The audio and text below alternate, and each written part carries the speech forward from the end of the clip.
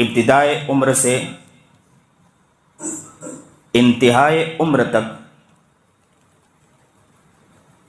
اچھائی پر اچھائی کرتے رہنا، نیکی پر نیکی کرتے رہنا، یہ فرشتوں کا کام ہے۔ اور ابتدائے سے انتہائے عمر تک بدمعاشی کرتے رہنا، برے کام کرتے رہنا، برائی کی طرف لگے رہنا، یہ شیطان کا کام ہے۔ اور اچھائی اور برائی دونوں کا مرکب انسان ہے۔ سراپا خیر فرشتے ہیں، سراپا شر شیطان ہیں، خیر اور شر کا مجموعہ حضرت انسان ہے۔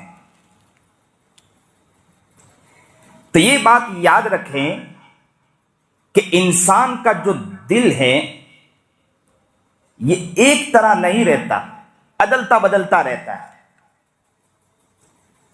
کبھی نیکی کی طرف زیادہ آگے ہوتا ہے، کبھی برائی کی طرف آگے ہو جاتا ہے۔ ایک طرف اس کا دل نہیں رہتا، اس لیے اسے عربی میں قلب کہا گیا۔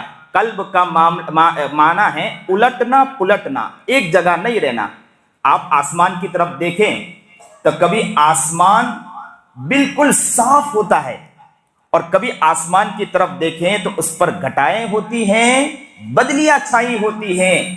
بس اسی طرح سمجھیں کہ انسان کا دل ایسا ہی ہوتا کہ کبھی اس کے اوپر بدلیاں چھائی ہوتی، گھٹائیں چھائی ہوتی، جس کی وجہ سے گناہوں کی طرف ذہن جاتا، اور اگر اس کی طرف نورانیت ہوتی، اگر اس کا دل صاف ہو جائے، منور ہو جاتا ہے، تو اس کا دل یاد رکھو نماز، تلاوت، ذکر، اذکار کی طرف آگے بڑھنے لگتا ہے۔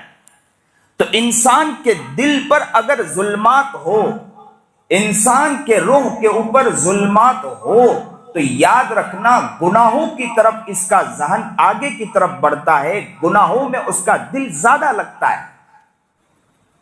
جب یہی دل صاف ہو جاتے ہیں، اسی دل کی گندگی جب ختم ہو جاتی ہے، تو میں تعجب خیز بات بتلاؤں کہ انسان سراپا شریعت کے اوپر چلنے والا بن جاتا ہے، اور شریعت پر نہیں، اس کا نفس مطمئنہ ہو جاتا ہے، یہاں تک کہ اگر کوئی گناہ اس سے سرزد ہونے لگے تو وہ کپکپانے لگتا ہے اللہ کے خوف اور خشیت سے۔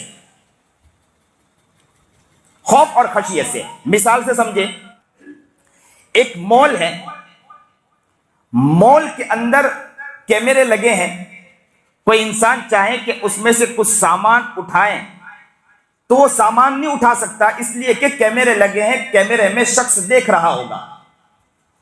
تو اس کے ذہن میں یہ بات ہوتی ہے کہ دیکھنے والا مجھے دیکھ رہا ہے، کبھی بھی وہ مجھے پکڑ سکتا ہے اور سب کے سامنے بے عزت کر سکتا ہے، ذلیل کر سکتا ہے۔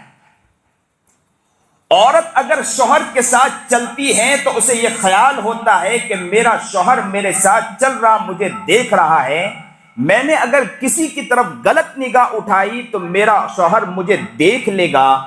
مرید اگر اپنے شیخ کے ساتھ چل رہا ہو تو شیخ کے ڈر کی وجہ سے کہ شیخ مجھے دیکھ رہا ہے تو کوئی غلط کام نہیں کرتا۔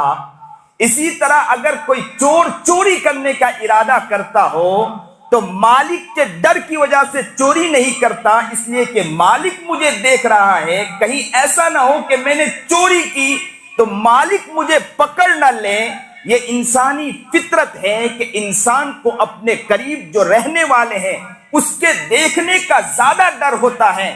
اس لیے اللہ والے فرماتے ہیں کہ انسان اپنی زندگی کو ایسی بنا لے کہ وہ ہر وقت یہ سوچے کہ میرے قریب اللہ ہے، اللہ کو اپنی زندگی میں اس طرح بٹھا لے کہ اللہ مجھے دیکھ رہا، اللہ مجھے دیکھ رہا۔ کوئی بھی گناہ کرے گا، گناہ کرنے سے پہلے اسے اللہ کا خیال آ جائے گا، اور اللہ کی ڈر کی وجہ سے وہ گناہ سے بچ جائے گا۔